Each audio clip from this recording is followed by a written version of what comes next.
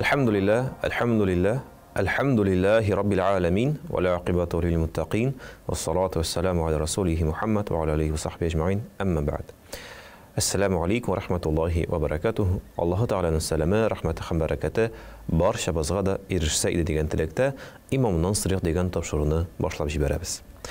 Endi inshaalloh agar sizda so'rovlar qolgan ekan, ularni uznaym u imam sabashki huzur.ru degan elektron adresga yo'llay olasiz. Inshaalloh shunda ustozlarimiz, imomlarimiz, o'qituvchilarimiz bilan javob toparga tirishirmiz. Endi bugungi topshiriqqa kelganda ko'rib turganingizcha Qozonimizning rahmatulloh masjidda imom xatibi Rustam Hazrat Yasoviyev bizda qonaqda. Rustam Hazrat, assalomu alaykum va rahmatullohi va barakatuh. Va alaykum assalom va rahmatullohi va barakatuh. Hazrat, endi ishni uzoqqa so'zmayman. Qiziqli bir istrodan boshqasi kela, mana tomoshachilarimiz jibargan. Musulmon kishi boshqa kishidan oqshani ajatga olib tura oladimi? Ayya muhtaram jamoat. Alhamdulillah. Vassalatu vassalamu ala Rasulillah sallallohu alayhi vasallam.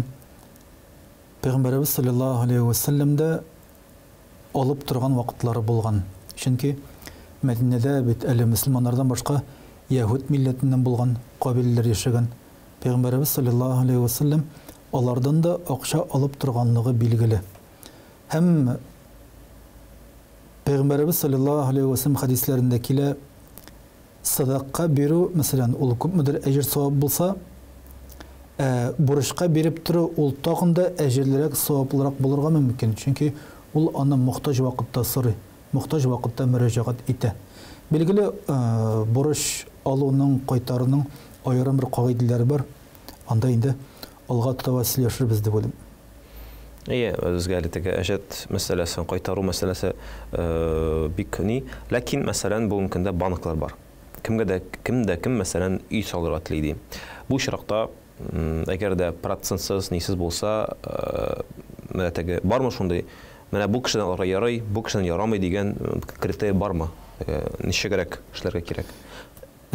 Jamoat bizning yerlikda hozir alhamdulillah Sberbank bo'lsin yoki boshqa qaybir banklarda musulmonlar uchun ayrim yo'nalishlar halal produktlar ochilib banklardan ko'pdir oqsha olib turga mumkin. Aytik bo'lsin ishqorlar, bo'lsin shaxsiy xo'jalik uchun shunqara halal bo'lganni qo'llanirga kerak. Belgili halal bo'lgan produktga bizning halal komitetining rastlagan aytik bir so'zi bo'lirga tiyishli, sertifikat bo'lirga tiyishli. Ham belgili bu өлкәдә эшләүче xizmatkorlar, aytik bilgichlar, ularında g'ilimlari bo'lgan, bu өлкәдә tajribasi bo'lgan shaxslar, ulardan kengash so'rau zarur. Hazrat, shunday bir qiziqli fikr deb aytganda, ajatga olgan vaqtda ajatga oluvchining ham ajatga berishning adablari bormi? Masalan, mana shunday adablar deb biz endi qaraymiz. Ham shulay o'q aydangiz boshqa shu so'rovdan tag'in bir so'rov bor edi. Eng birinchi maqsad ajatga olganda bu tirkilsa yaxshi. Tirkilsa yozib qo'yilsa, bizda uni raspiska deb aytadilar. Şariatda endi şahitlar qarşında aytik tirkov xeyirli. Şahitlar qarşında iki Müslüman kişisi qarşında tirkilse ul xeyirlirak. Hem belgili yazma bilen biriktirilse ul yaxşı bula. Bu endi gündəlik turmuşda da qabul etilgan. Hem bu ajatni cemaat şaqti zor javoblik bilen qarağa kerak. Belgili. Hem ona ciddi qarağa kerak. Ajatga oldinda to'zdirib bitirdim demak, unutdim, yo'qqa chiqdim, alay tugul. Bir amanat ravishida qarash kerak. Agarda bu imkonda mana shu bank приложениялар бик күп инде, телефонда гына бар. Расписка ролен үти алам, мәсәлән, agarda мен сездән акча сорадым ди, хәзрәт, мен акча кирәк иде, сез күчердегез анда 10 мең мәсәлән, сезнең инде приложениедә бар история. Rustam Hazrat Yasoviyev jibərgən anda onun linarga dib. Менә ул расписка ролен үти ала, мәсәлән, бер көннән дә сез казыяна барасыз, әйтәсез, менә минем распискам бар банктан мәсәлән. Belgili bu delil bulup tara, bu yazma demektir kelgen, bu әйтик суд хөкүмәтнең суд органнары моны дәлил итеп кабул итә ала. Чөнки бу квитанция, чөнки бу документ. Шуңа күрә без моны расписка урынына куллана алабыз, билгеле бу дәлил. Һәм моннан бер кайда алмадым, бирмәдем дип китеп качып булмый. Менә хәзрәт, динебездә шундый бармы дип әйтик инде, кагыйдә яки әдәп дин акчаны нәрсәгә тоту. Мәсәлән, кешенең барда бар, ләкин менә ял итәсе килә, тагын нәрсәсе килә. Беренчел әйбер түгел ул аның, ләкин акчасы да җитеп бетми. Һәм ул әҗәткә керә. Менә бармы шундый теге насихат рәвешендә дип әйтик инде сүзләр яки әдәп дип әйтик инде. Менә бу чиракта теге алмасан хәерлерәк яки анда ал туздыр, мөмкинлеге бар икән, андан соң кайтарырсың теге. Менә шундый бер нәрсә бармы? Җәмәгать, исраф дигән нәрсә бар билгеле. Кешегә улай бер кирәк түгел, ул аны барыбер ала. Кеше моннан әйтик килеп терелмәгән тормыш әйтик.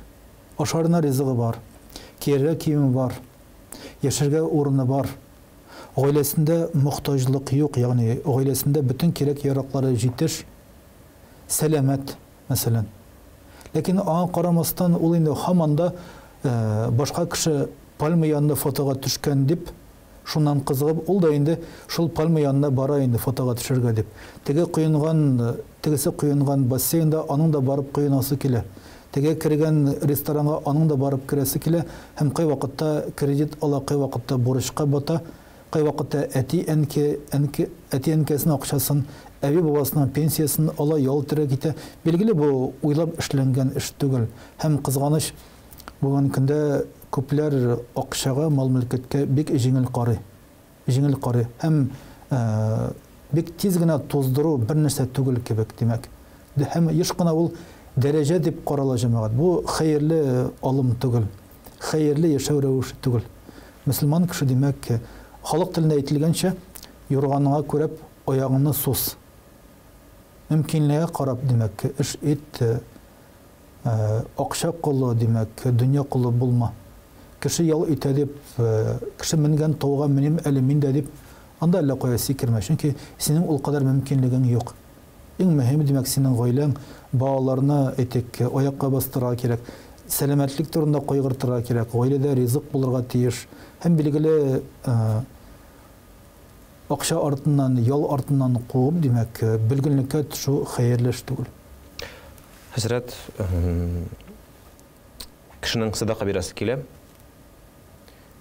Ул берәр кешедән әҗәткә алып, кардәшем, соңра кайтарымын, менә монда бер кеше килгән иде әле, теге акча сорап, мөмкинлегем юк, биреп тора әле дип, кеше әҗәткә садака өчен акча ала аламы?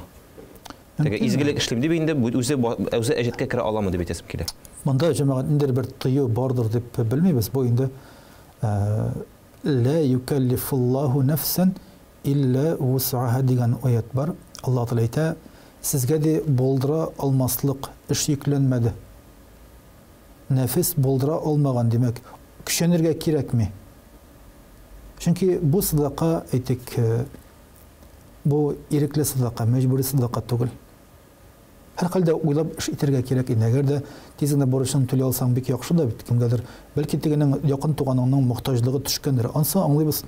Бүтән чара булмаган очракта нишарадан бишара дигән кебек, бәлки кемнәндер әйтик акча сорап алып торып бирегә туры килә торгандыр. Ансын без аңлыйбыз. Ләкин әгәр дә бу мәсәлән артык андый зур ихтияҗ булмаган аркылы инде артык бурычка керү кирәкмәс.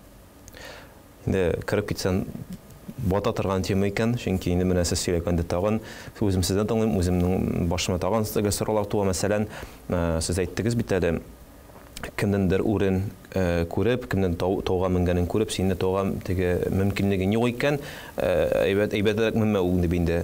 Ләкин мәсәлән, кемдер күрә, мәсәлән, кемдер калада яши, шәһәрдә дип әйтик инде. Кемнеңдер авылда гына яшәргә мөмкинлеге бар, мәсәлән, чөнки күчеп киткәч, анда фатир алырга кирәк, тагын нәрсә алырга кирәк. Һәм кеше, мәсәлән, әҗәткә кереп булса да алды ди фатир. Әҗәткә кереп булса да алды ди, мәсәлән, машина, чөнки анда барырга кирәк, эшкә йөрергә кирәк. Менә бу очракта ничек күңелдә дип әйтгәндә уятырга шундый хисләрне юк, әгәр дә мөмкинлек юк икән, димәк монда хәерледер яки шулай дип аңлап буламы? Юк икән, кирмә харамга мәсәлән, алма харамга анда фатир. Бар икән өең авылда мәсәлән тор шунда, димәк сиңа шунда хәерледер дип әйтеп буламы? Әллә инде мәсәлән тырышырга кирәкме, мәсәлән ният бар бит инде, мәсәлән калага килергә, шәһәргә килергә, яшәү икенче төрле мөмкинлекләр күп. Әлбәттә философия ягыннан гына сорау булса да, ул минемчә күп кенә кешенең күңелендә янып йөри торган бер сораудыр. Җәмәгать, вазгыять күпләр өчен бәлки җиңел түгелдер. Гомумән диндә инде ничектер тыйнак булу киңәш ителә. Җәмәгать, амбиция дигән сүз бар, шулай бит. Теләк белән мөмкинлек кай вакытта туры килми. Аллаһтан сорарга кирәк хәләл булган юлны. Аллаһтан сорарга кирәк, бераз сабыр итәргә кирәк. Харамга кирсәң, димәк, чыгарга авыррак була. Аның бәрәкәте юк. Бәрәкәте юк. Гынахлар бар. Саваплар килдән туктый. Һәм дөньялыкта проблема, ахиратта проблема.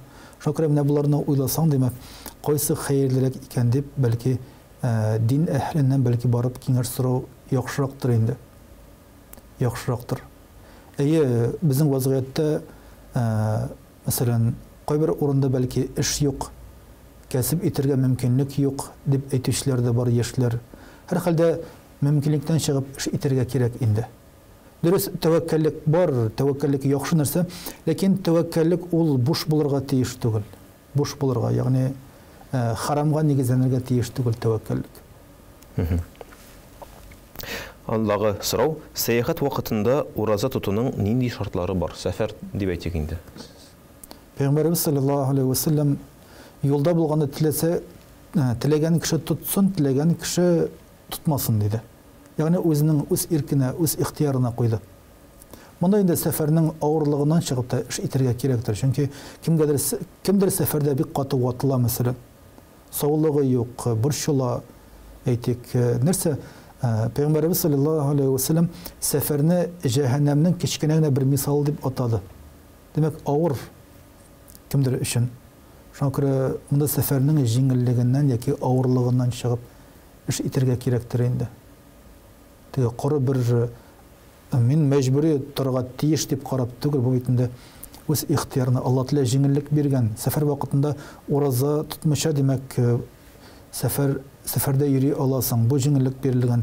Сәфәр вакытында намазларны кыскартып, якынайтып араларын, димәк, укырга була. Шундай җиңеллек бирелгән, димәк. Булай да адәм баласында, димәк, күп вазифалар бар. Алла Тәала әгәр дә аңа җиңеллек биргән икән, ник әле ул җиңеллектән файдаланмаска? Һәм инде, мәсәлән, Рамазан айы беткәннән соң дип әйтик инде, ул каза тотып, бу чакта теге кеше уйлый аламы, теге менә инде минем теге уразам кимчелекле дип. Юк. Бәлки шуңа күрә дә тотасы киләдер кешенең теге сәфәрдә булса да, менә аңлатып китсәк иде. Бернинди кимчелек килмәс, һәм мусафир кеше муқимнан дәрәҗә ягыннан бер дә төшенкеле, димәк, бер дә төшкән, дәрәҗәсе кимәгән, Аллаһ каршында, димәк, дәрәҗәсе түбәнгә тәгәрәгән. Алай булмас. Киресенчә, мусафир кешенең хакы зур, мусафир кешенең мәртәбәсе зур, мусафир кешенең дуасы кабул булыр. Мусафир кешегә, димәк, ихтирам итү, аңа сый-хөрмәт күрсәтү, бу әҗерле, саваплы булган гамәлләрдән. Әгәр дә без мусафир кешенең хакын, хөрмәтен аңлыйбыз икән, монда беренчелектә үзенә кимчелекле итеп хис итәргә ярамас. Хәзрәт, менә шундый кызыклы сорау килеп ирешкән. Мөселман кешесе бакыйлыкка күчкән әти-әнисе өчен хаҗ кыла аламы? Пәйгамбәрбез саллаллаһу алейхи ва саллямга мондай сорауны бирделәр. Хаҗ кыла аламы? Яки уразатта аламы? Анасы өчен Пәйгамбәрбез саллаллаһу алейхи ва саллям мөмкин диде. Иншаллах хаҗ кыла алыр. Мәсәлән, безнең бит инде бездә хаҗ да фарыз, шул 5 багананың берсе дип әйтик инде, ураза да, закат, намаз дип әйтик инде, менә мәсәлән, шушы ике калган гыйбадәттән ничегрәк? Монда билгеле исән кешегә үзе өчен кылу, үзе өчен башкару, исән вакытта үзе өчен гамәлне гыйбадәтне кылу фарыз йөкләнгән мәсәлән. Инде аннан соң атасына, анасына кылай икән мәсәлән, монда берни хилаф булмас, иншаллах.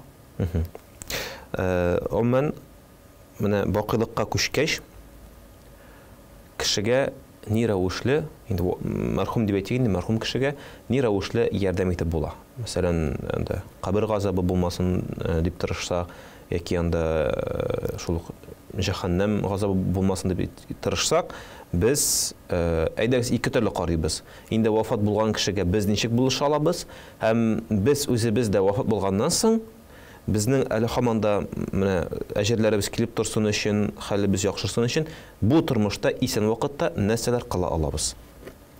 Беренчедән, Коръәндә Аллаһ Тәгалә әйтте: "Вассайнал инсана биwalidayhi hamalathu ummuhu wahnan ala wahnin wa fisaluhu fi 'amayn an ishkur li wa liwalidayka ilayya al-masir." Бу инде Лукман сүрәсеннән булган аят булып, монда Аллаһ Тәгалә без адәм баласына ата-анасына игелек кылу белән васыят иттек ди. Һәм анасы аны димәк бер авырлыктан икенче авырлыкка кадәр карында күтәреп йөртте. Беренче авырлыгы бу инде көмән авырлыгы булса, икенче авырлыгы тулгак авырлыгы дип әйтелде. Ва фисалуhu fi 'amayn. Әнисе аны 2 яшькә кадәр имезде ди. 9 ай димәк ана карында булган вакыты хисапланып, туганнан соң яшьтә 3 айга кадәр имезү хәерлерәк дип әйтелде. Һәм тагында Аллаһ Тәгалә әйтте: "Анишкурли", миңа шөкер итүе өчен, һәм вали валидайка, һәм ата-анаңа шөкер итүең өчен дип аңлатты. Аллаһка шөкер итүне Суфьян бин Уяйна дигән зур галимбез 5 вакыт намаз укый диде. Ата-анага изгелек кылуны, шөкер итүне шул галимбез әти-әнигә кыла торган дуга дип аңлатты. Тәфсир кылды. Шуңа күрә әти-әнигә дуга кылу хакында Коръәндә аятлар бар. Коръәндә аятлар бар. Димәк, беренче ярдәм итә торган, аларны шатландыра торган гөнаһларыннан ярлыкка бер гөнаһларының ярлыккануына сәбәп була торган гамәлләрнең берсе мәсәлән дуга кылу. Әти-әнине дугадан калдырмаска кирәк. Алар сөенсен, шатлансын, аларның гөнаһлары гафу ителсен. Һәм икенчесе ул садака. Садака бер-беренә Аллаһ Тәгалә димәк гөнаһларын иншаллах әти-әниләребезнең күпмесендер гафу итер. Һәм башка төрле игелекләр бар. Коръән укыйбызмы? Мәсәлән, яки аларның хәтта якын иткән туганнарын барлап йөрсәк тә, моның эчендә иншаллах аларга әҗр саваплары булыр. Хәзрәти Гомәрнең оглы Абдулла ибн Умар бер бәдәвигә үзенең дөясен бүләк итте. Кешеләр гаҗәпсенеп сораган вакытта: "Син нишләп әле мондай зур бүләк бирәсең?" Ул бит бәдәви, ягъни гади кеше, шул гарәбә. Аңа кичкенә бүләк бирсәң дә, ул бит шатлана, сөенә, шулай җитә дигән вакытта Абдулла ибн Умар әйтте: "Пәйгамбәрбез саллаллаһу алейхи ва салламның әйткән сүзен ишеттем: Инна абаррал бирри", изгелекләрнең дә изгелеге, ягъни әгәр дә син атаңның яраткан кешесенә димәк яхшылык кылсаң, изгелек кылсаң, шулай дип аңлатты. Изгелекләрнең изгелеге. Шуңа күрә дөямне бирдем диде. Шуңа күрә хәтта әти-әниләребезнең якын кешеләренә булышабыз икән, туганнарын туган итәбез, дусларын дус итәбез, ахирәтләрен димәк барлыйбыз, хәлләрен беләбез, күчтәнәш бирәбез, бүләк бирәбез, тормышта башка яктан ярдәм итәбез икән, иншаллах әҗр савап булыр. Һәм әти-әниләргә сөенеч булыр, берне кадәр җиңеллек булыр иншаллах. Чөнки монда да изгелекләрнең изгелеге дип әйтелде. Күп төрле игелекләр бар димәк, әти-әниләрнең рухларын сөендерә, шатландыра торган. Һәм Пәйгамбәрбез саллаллаһу алейхи ва саллям да Хадиша анабыз вафат булганнан соң аның дусларына димәк итләр бирә торган булган, корбан итеннән өлеш чыгара торган булган инде.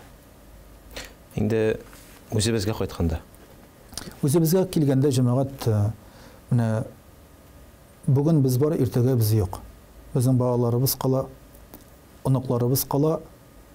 Күп кеше уйлый, бала оныкларыма үй кала, шул җитә, машинам кала, шул җитә. Моның бәрәкәте юк, әгәр дә оныңа, балаңа тәрбия бирелмәсә. шул тәрбия бирелеп, яхшы тәрбия бирелеп, балаң дуа кылса, сиңа димәк, шуның бәрабәренә әҗер саваплар кыямәт көненә кадәр килеп тора. Әгәр дә син Пәйгамбәрбез саллаллаһу алейхи ва саллям әйткәнчә, гыйлем нәшр итеп калдырасың икән. Мәсәлән, китап чыгарга акча бирдең. Кемдер китап язды, мәсәлән, бер дин әһле бер яхшы китап яздылар. Син шуны үзеңнең финанславың белән ярдәм итеп, халыкка тәкъдим иттең, тараттың, чыгардың, димәк, бу хезмәткә өлешеңне керттең яки. Моның әҗере савабы булыр иншалла. Һәм Пәйгамбәрбез саллаллаһу алейхи ва саллям әйтә, әгәр дә садақатун җария булган садака калдырсаң, кемдер мәсәлән шишмә, үзеннән соң шишмә калдырды, куе казып калдырды, халык мәнфәгате өчен, димәк, файдасы өчен бер хезмәт кылды, әйтик, юл төзетте, каядыр басма, күпер салды, яки өлеш кертте, димәк, мәчет төзетте, мәдрәсә төзетте, яки шундый эштә катнашты, җәмгыятькә файдалы булып яшәргә тырышты. Булар берсе дә эссез узмас һәм кыямәт көненә кадәр әҗер саваплар килеп торыр иншалла. Иншалла шулай булсын. Менә сез теге ахирләрен барлау дигән сүзне әйттегез дә, кызык булып китте. Безнең бит шуннан да теге ахиратым, бу минем ахиратым дип теге әйтү гадәткә кергән. Ахиратым дигәндә бит ахират дигән сүз бар. Кыямәт көне алар бер-берсенә ничек бәйле? Пәйгамбәрбез саллаллаһу алейхи ва саллям мондай дигән беренче аңлатырга кирәк җәмәгать. Ахират досты ул кем? Кыямәт көнендә беренди күләгә булмаганда Аллаһның рәхмәт күләгәсендә ди 7 төрле кеше булыр. Шуларның берсе Аллаһ ризалыгы өчен генә дус булган 2 кеше. 2 мөселман. Аллаһ ризалыгы өчен дус булганнар. Һәм аларның дуслыклары бетүенә, тәмам булуына берсенең үлеме генә сәбәпче булган. Берсе вафат булды, димәк, алар аерылыштылар. Үлем белән генә, үлем генә аерды аларны. Үлемгә кадәр гел бергә иделәр. Менә шундый дуслык кыямәт көнендә югары бәяләнәчәк һәм иншалла Аллаһның рәхмәте булачак. Аллаһ Тәала күләгәсен бүләк итәчәк. Кыямәт көнендә бөтен халык иссидә, димәк, куркып, калтырап, иссидә тирләп пешеп басып торган вакытта Аллаһның рәхмәте булачак бу кешегә, димәк. Һәм ахират ул инде зурак төшенчәне үз иченә ала. Монда инде мәңгелек тормышны күз алларга кирәк. Һәм монда инде кабер тормышы, монда инде җәннәт, монда инде җәһәннәм, мәхшәр мәйданы, сират күпере, булар бөтенсе ахират белән бәйле булган. Бакый дөнья дип әйтәбез инде, мәңгелек дөнья. Хәзрәт, менә сез әйттегез дә, хәзер шушы гарш күләгәсе астында дип булган кешеләрнең берсе дип. Тагын кемнәр ул күләгә астында була ала?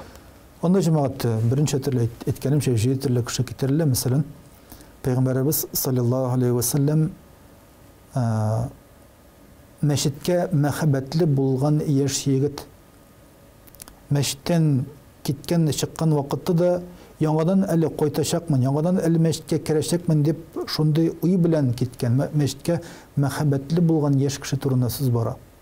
Һәм тагын да берсе аулакта күз яшын агызган, аулакта кеше каршында түгел, аулакта гыйбадат кылган, Аллаһ каршында һәм күз яшы тамган. Бу инде күз яшы таму, ул не ихласлык белгесе, шулай бит. Күз яшы таму, вот теге аны тыйып булмый инде, теге бигрәк тә кемдер югалту булганда күз яшы ирексездән ага бит инде. Аның өчен ихлас аерым бер хис кирәк бит инде. Менә шуңа күрә күз яшы аның Аллаһ каршында тамган. Андый кеше Аллаһ каршында кыйммәт һәм ул да инде кыямәт көнендә бүләкләнәчәк иншалла. Монда инде җәмәгать шулай атарга була гадел имам.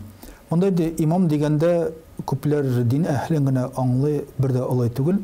Имам дигәндә монда җитәкче турында сүз бара. Рәис булсын, кайдадыр хуҗа булсын, җитәкче булсын, әгәр дә ул эшендә, вазифасында гадел икән, кешеләргә карата теге гаделлек белән мөгамәлә кыла икән, мәсәлән, ул да кыямәт көнендә искә алыныр. Шулай ук уң кул белән садака биргән вакытта сол кулы күрмәгән.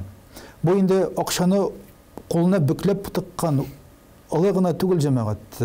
Ул турыда гына сүз бармы? Моны бәлки башкача аңларга кирәк. Мәсәлән, мәчет төзетте, куе казыды, шишмә агызды, мәсәлән, бер мохтаҗга, фәкыйргә гел гомер буе ярдәм итеп яшәде, ләкин кешегә әйтмәде.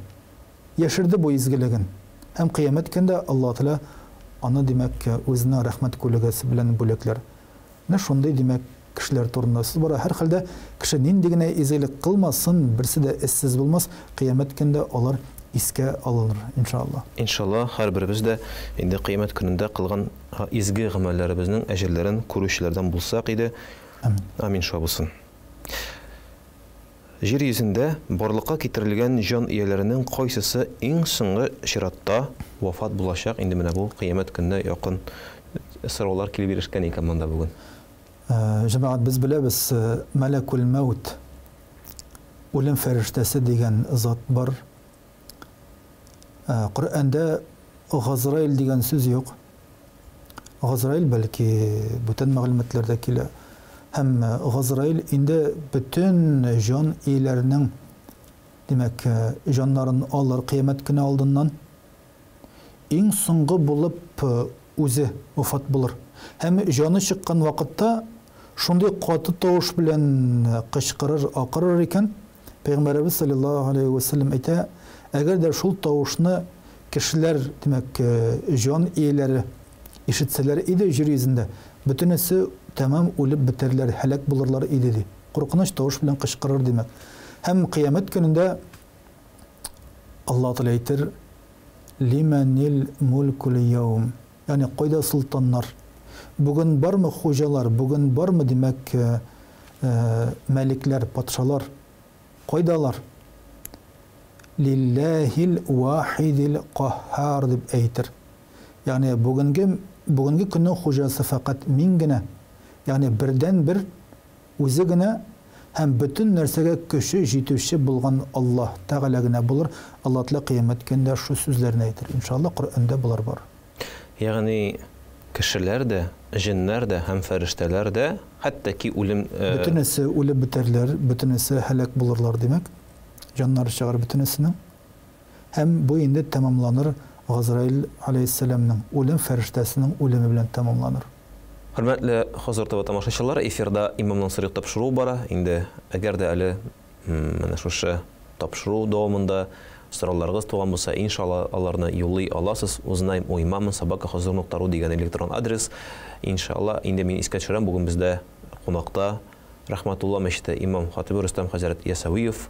Без аның белән сездән килеп ирешкән сорауларга җаваплар табырга тырышабыз.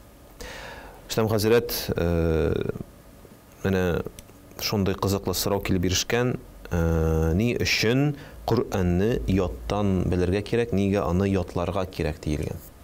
Инде ятларга кирәк дигәндә язылмаган, әлбәттә, теге тулайыммы, яки теге бер-ике генә сүрәме? Әйдәгез, барсын да карап китик. Нигә без бер-ике генә сүрә булса да белергә тиеш?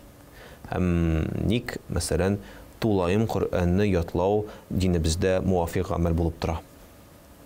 Җәмәгать, Пәйгамбәрбез саллаллаһу алейхи ва саллям заманында Коръәнне тулайым яттан белгән сахабалар күп булган, хафизлар. Ләкин адәм баласы мәңгелек түгел, каядыр берсе вафат булып, сугышта икенчесе һәлак булып, әкрен-әкрен аларның саннары шактый кимегәч, калганнары инде уйлый башлаганнар.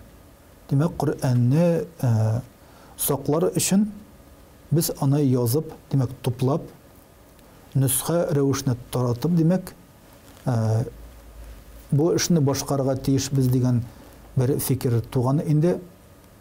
Гәрчә хәзрәти Әбу Бәкр Сиддиқ радиллаһу анһу вакытында бу әле эшләнеп бетмәсә дә, бу инде хәзрәти Гомәр вакытында, хәзрәти Госман радиллаһу анһу вакытында дәвам ителеп, шул вакытта инде беренче нөсхә тупланган, бер оригиналгы, бер вариантка китерелгән һәм бер асыл рәвешкә.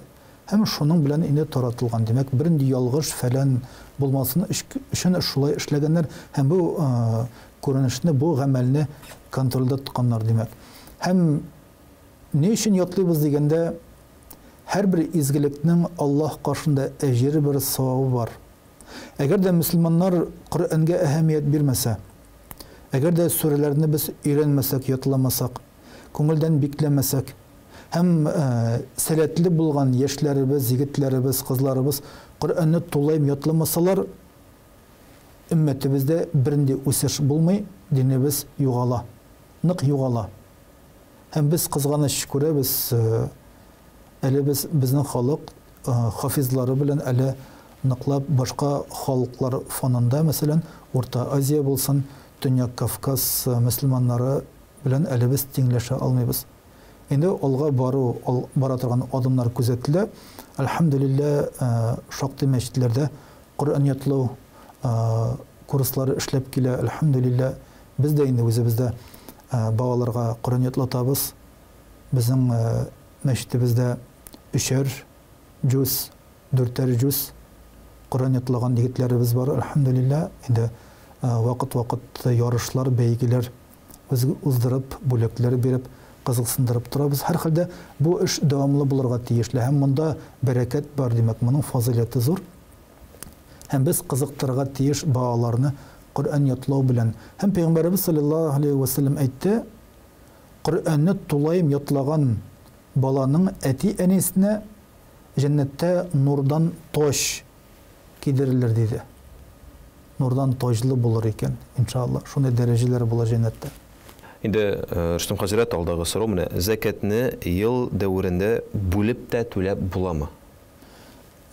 Закат темасын үткәндә, мәсәлән, шундый сорау бар: ярты елдан соң, ягъни бераз ел ахырын көтмичә, ярты елдан соң гына да биреп буламы дигән алданрак. Анда мөмкин дигән җавап килә.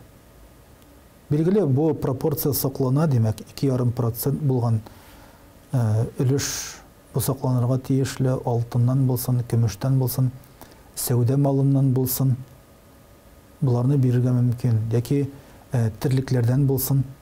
Шулай ук ел ахырын көтмичә алдан бирергә мөмкин. Монда бәхәс юк, иншалла. Инде шушы кешенең соравын бүтән яктан караганда, мәсәлән, кешенең бар ди 100 мең закат. Чакта 100 мең закат. Ул аны бер юлы бирмичә, ел дәвамында, мәсәлән, бер айда 20 мең, бер айда 20 мең итеп түли аламы? Бер юлы бирмичә. Иншалла түли ала, монда хилаф юк, түли ала. Ягъни бүлеп бирә ала. Һәм шулай түләүчеләр бар, без димәк, мәгълүматыбыз бар бу турыда. Әйтик, бераз алданрак бирә, чөнки мәсәлән, тормыш шулай бара, җәмәгать, кемнеңдер йорты яна, шулай бит. Һәм сорау бирәләр: хәзрәт, мин аңа ярдәм өчен бирәм, бу акча минем закаттан китәме дип сорау бирәләр. Закаттан китә, иншалла. Куркырга кирәкми. Иншалла закаттан китә. Димәк, ел ахырын көтмичә торып, кемнеңдер гызыры төшкән вакытта, мохтаҗлыгы төшкән вакытта, авырлык, хәсрәт килгән вакытта ярдәм итеп куясың икән, димәк, ахырда инде закат түләп торган акчаңнан бер өлеш итеп санап алып кына куясың да, калганны ахырда түләп бетерәсең, димәк. Мөмкин. Мөмкин алда. Балаң кичке яшьтә кыш бабайга ышанганда, аңа ул юк дип дөресен әйтү кирәкме? Балаңның булмаганга ышануын төзәтү зарурмы дигән. Булмаган әйбергә ышана бит инде ул. Җәмәгать, элек балаларны бүкәй белән куркытканнарны, бүкәй килә дип, ниндидер бабай алып китә, әби алып китә. Курыккан бала белән идарә итү җиңелрәк булган. Һәм бу бала куркып үсеп, инде аның куркулары үскәч, тормышта чыга торган булган, зыян булган, зарар булган. Кемдер караңгыдан курыккан, кемдер тагын бүтән нәрсәдән курыккан, димәк. Мөмкин булганча без балаларны батыр итеп үстерергә тиеш. Куркытып түгел, димәк. Куркытырга мөмкин фақат Аллаһ белән генә. Аллаһ Тәгалән курыксын бәндә, димәк. Мәхлукаттан курыкмасын. Әл-Халиқ булган, бөтен нәрсәне бар итүче булган бердән-бер Аллаһтан курыксын. Беренче. Икенче, кыш бабай яки яңа елга килгән вакытта әти-әниләрдән менә хәзер сораулар бирелә инде.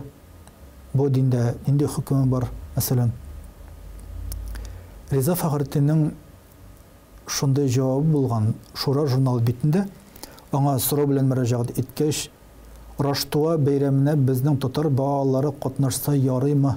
Ничек була ул дигәндә, ул инде аңлата. Христиан халыклары, милләтләре ди балаларны шундый бәйрәмнәр бүләк итәләр, кызыктыралар, кызыксындыралар. Шулай итеп тәрбия бирәләр ди.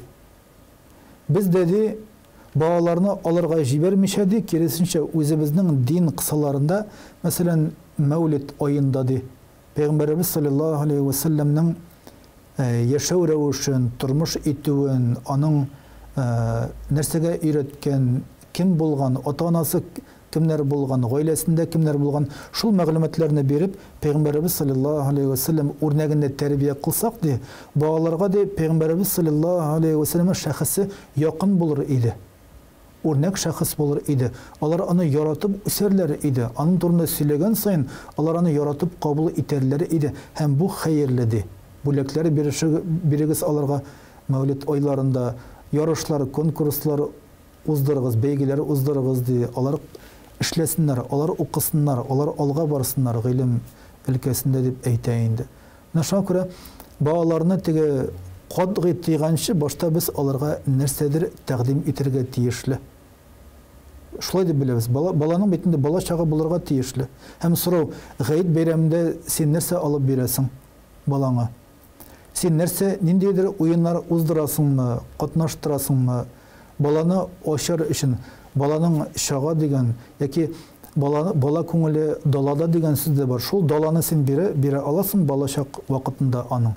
Менә шунда инде әтияне бераз уйларга тиешле, теге кырт кисеп кенә түгел. Инде булмаган әйбергә ышандыру кирәкми, билгеле. Кичкәндән ялганга өйрәтеп үстерү хәерле түгел баланы. Ризык Аллаһтан, Кыш бабайдан түгел. Ризык Аллаһ Тәгаләдән.